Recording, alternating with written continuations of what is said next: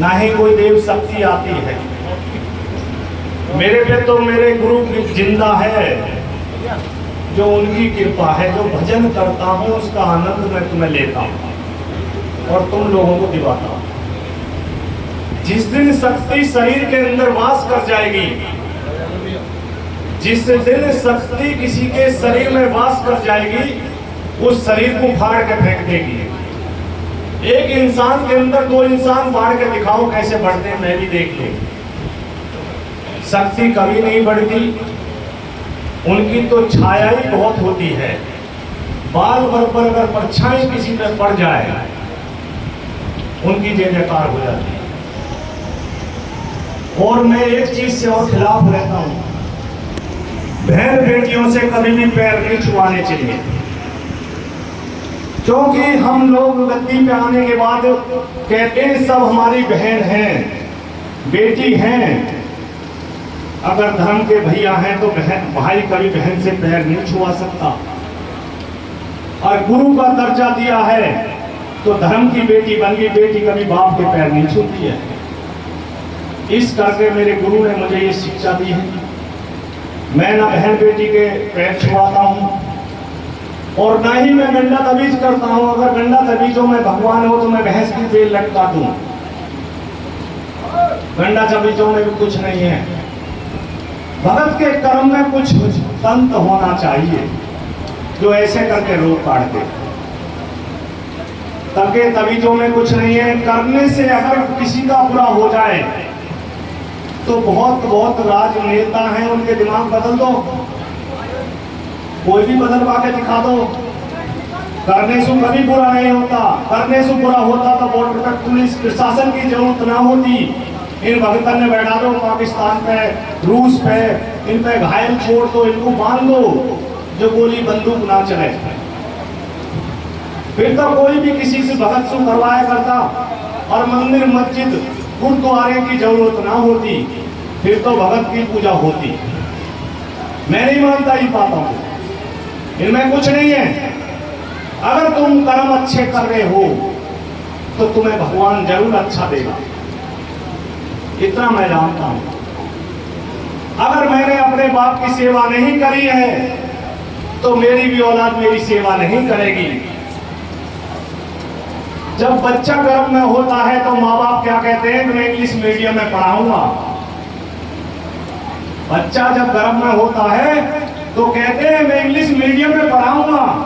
कभी हिंदू धर्म ने किसी ने ये कही है कि मैं संस्कृत या भागवत रामायण किसके कान पर फूंक लगवाऊंगा या गर्भवती को भागवत रामायण के पाठ पढ़वाऊंगा, जिससे उसकी सांस के रहा, उसके बोलने के मंत्र के द्वारा उस बच्चे के अंदर कोई संस्कार पैदा हो जाएगा।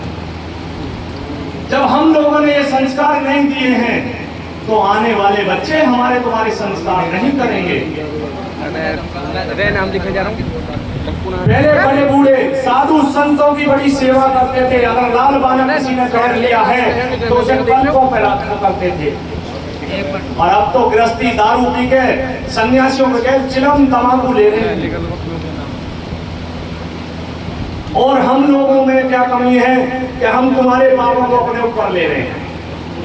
पता ना तुम क्या कर पाए हो, तुम्हारा झूठा हम ले रहे हैं। ये काम भी गलत है। पहले साधु संतों की सेवा करते थे, बड़े खुशहाल रहते थे। अब कोई नहीं करता इनका सम्मान, तो अब कितने सुखी हैं मुझे बता दो। हर आदमी परेशान है। जब कितना भी पैसा है उसको परेशानी जरूर है। कोई तन से परेशान है, कोई धन से परेशान है, कोई बेटा से परेशान है, कोई बेटी से परेशान है। हर इंसान के साथ एक परेशानी का प्रसंग जुड़ा हुआ है। लेकिन हम उन चीजों में नहीं जाते, पिछले संस्कारों को नहीं ढूंढते। हम परेशान हैं। हम ब्राह्मण के पास गए, हमने कहा पंडित जी हम बड़े परेशान हैं। ब्राह्मण जी ने एक बार अंगूठा ऐसे करके घुमाया, कहीं चढ़ा रहा नहीं चढ़ा रहा, चढ़ा रहा नहीं चढ़ा रहा। अब देखा इन्हें कुछ नहीं चढ़ाया तो हमने उल्टा घुमा दिया, या नाश हो जाओ। अरे हमने अगर कोई मंत्र ऐसे करके जप रहे हैं तो पूरा उंगलियों पे ले जाओ। उस मंत्र का उच्चारण हमें भी बता दो कि हमारे लिए आप इस मंत्र का उच्चारण कर रहे हो। ये अंगूठा उंगली नहीं घुमानी चाहिए। दूसरी बात, अब हमने कुछ चढ़ाया नहीं है पंडित जी के पास। पत्रा खुदाई का पहले 10 रुपए 20 रुपए दिया करते थे, अब कोई ना देता। अब तो धिंगिस्तु ब्राह्मणों को भक्तों को लेना पड़ता है तब देते हैं। जब दहशत बांटते हैं हम लोग, कहते हैं तुम्हारे घर में करा हुआ है, तुम्हारे घर में जिन वास है, तब कहते हैं बाबा जी बताइए हमें क्या करना। फिर हम कहते हैं भैंस बेच दो एक अपनी, जब लीले नोट आएंगे तो आराम से ऑटोमेटिक हो ही जाएगा। तो ऐसा भी कुछ नहीं है। हमने पत्रों पे 10 रुपए नहीं चढ़ाए तो उन्होंने कहा जाओ तुम्हारे पितर रुष्ट हैं। तो हमने ये नहीं पूछा हमारे पितरों को मनाने के लिए हमें क्या उपाय करना चाहिए।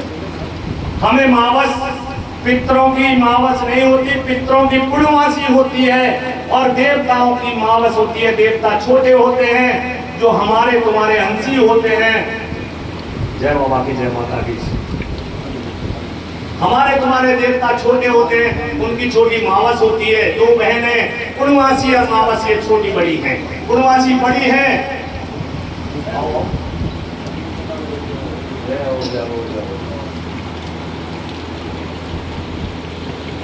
देखो बहुत देख हो गया।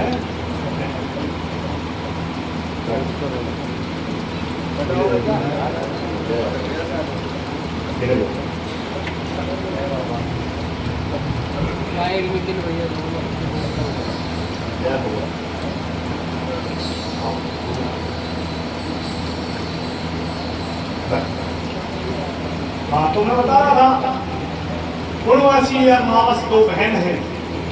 पूर्णवासी बड़ी है, मावस छोटी है। पूर्णवासी नहाई जाती है गुरु की, पितरों की, जो पर बाबाओं में आते हैं, जो कृष्ण जी हैं उनकी नहाई जाती है, जो गुरु हैं उनकी नहाई जाती है। पूर्णवासी बड़ी है तो बड़ी लोगों की नहाई जाती है और देवताओं की मावस नहाई जाती है। लेकिन हम फिर भी नहाने का कोई उपाय नहीं पूछते। अब हम क्या देख रहे हैं कि अगर एक ने गोता मारा है तो हम भी वही देख के गोता मार रहे हैं। अरे हमें गंगा जी नहानी है, हमें देवता मनाने हैं। पान, जायफल, सुपारी, पंचमेवा, लौंग, बतासे, फूल सब परिवार के ऊपर उतार के ले जाओ, जीव जंतुओं के ऊपर उतारो और गंगा जी में नहाने से पहले कहो, हे गंगे मैया, जो भी हमारा देवता हमारे हित में है, हमारी सहायता करने वाले हैं, उनको अपने चरणों में स्नान करने को स्थान दो और मैया हमें भी अपने चरणों में स्नान करने को स्थान दो। बताइए कितने न कहिए जाके, कोई नहीं कहता क्योंकि कोई बताने वाला नहीं है। मैं जाके मैं देखा एक ने फूल चढ़ाए तो हम भी चढ़ा रहे हैं। और नहाने के बाद फिर मैया को क्या देना चाहिए?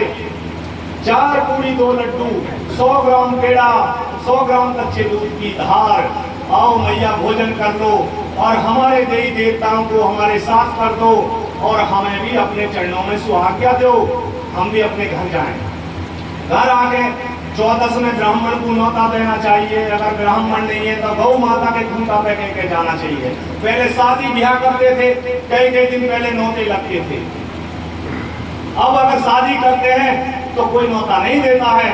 देखते हैं भाई गाड़ी में कम है, अरे चले तू तो बारात में चल, तू भी चल बारात में, ऐसे करते इकट्ठे करते हैं। पहले बिस्तर धुआए करते थे, अब कौन बिस्तर धुआ रहा है? सब चाइनीज काम चल रहे हैं। तो ये काम बंद करो, तरीके से कार्य करो, जरूर तुम्हारी भगवान सुनेगा। अगर तरीके से नहीं करोगे तो जगह जगह भटकते रहोगे। एक लकड़ी का पीछा कर लो, एक इंसान को पकड़ो, ये देखो कि इससे हमें लाभ होता है या नहीं होता। अगर होता है तो उसका पीछा करो, जब तक वो मना ना कर दे कि भाई मेरे बस की नहीं है, तब तक उसका पीछा मत छोड़ो। 10 दिन तुमने मेरे पास आए, 10 दिन किशोरी के पास गए, 10 दिन कुकी भाई के पास गए, कोई का कर्म नहीं कर पाए। इंसान बीमार नहीं होता, पड़ोसी बीमार ज्यादा होते हैं। क्योंकि एक बीमार को लेके घर गए किसी भगत के पास या किसी डॉक्टर के पास, जाके कहा कि भाई वहां दिखा के लाए, फलानी जगह बहुत अच्छा डॉक्टर है। तो पड़ोसी आते हैं देखने के लिए, कहते हैं अरे तुम कहाँ ले गए? वहां नहीं, फलाने डॉक्टर के पास लेके जाओ, फलाने भगत के पास लेके जाओ, तुम्हें बहुत जल्दी आराम मिल जाएगा। उसने 5 दिन की दवाई दी, नहीं खाई हमने।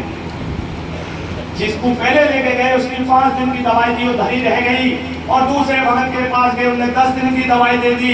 फिर घर आए, तीसरे भगत का फिर नाम बता दिया, अरे फलाने के जाओ,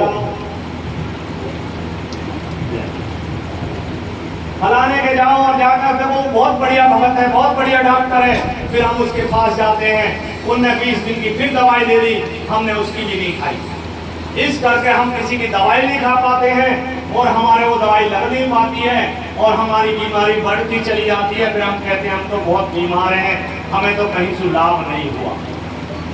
देखिए मेरे पास में बीबी बैठी है कच्चिया बाय वाली, जिस दिन मेरे कुर्सी पे बैठी है, दिख भी नहीं होंगी आप लोगों को। जिस दिन मेरे पास लेके आए थे, आने से पहले भैया आया था इनका लड़का, उन्होंने कहा मेरी मम्मी बहुत बीमार है। मैंने कहा भैया एक बार अपनी मम्मी को मेरे पास लेके आओ, अगर मेरे बस की होगा, मेरे से कुछ हो सकेगा तो मैं कुछ लाभ जरूर दूंगा, और नहीं तो एक बार में मना कर दूंगा, मैं तुम्हें अंधकार में नहीं डालूंगा। यही बात हुई थी मेरी बीवी आपसे, आपके बेटे से ये बात हुई थी।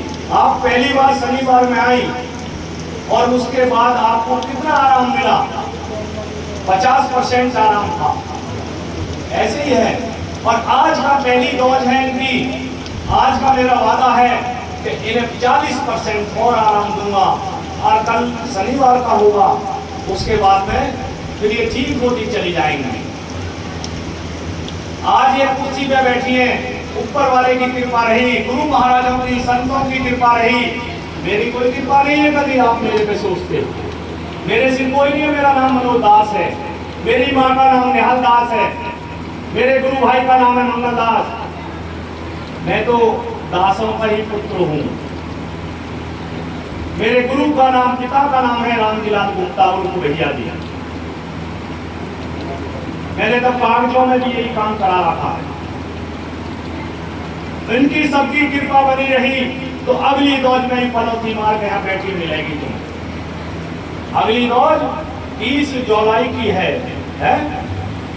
उस डोज को मैं इसे बिठा दूंगा। और भैया एक कूले वाली और है, वो आई है क्या? जिसके पिछली बार कूला डाला था, आई है वो बीबी क्या?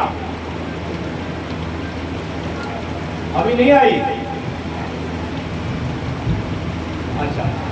और आज एक कैंसर वाला है, खड़ा हो जा भैया। और भी कोई